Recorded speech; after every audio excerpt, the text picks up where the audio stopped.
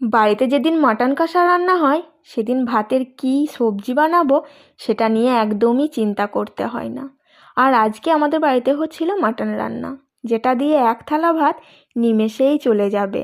আর mutton রান্না করতে আজকাল সবাই জানে, তাই আর রেসিপিটা ঠিকঠাক মতো শেয়ার করলাম না। তবে বলি, আমি একটু অন্যরকমভাবেই রান্না করি।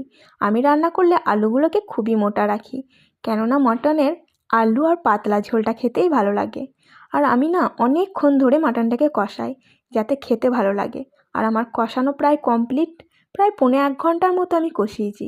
তারপরে জল দিয়ে সেটাকে কুকারের মধ্যে ভরে 2টো সিটি মেরে দিলাম।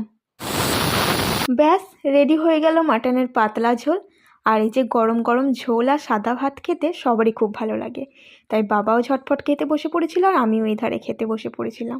আর তোমাদের যদি ভিডিওটা ভালো লেগে থাকে তাহলে প্লিজ চ্যানেলটিকে সাবস্ক্রাইব করে পাশে থেকো।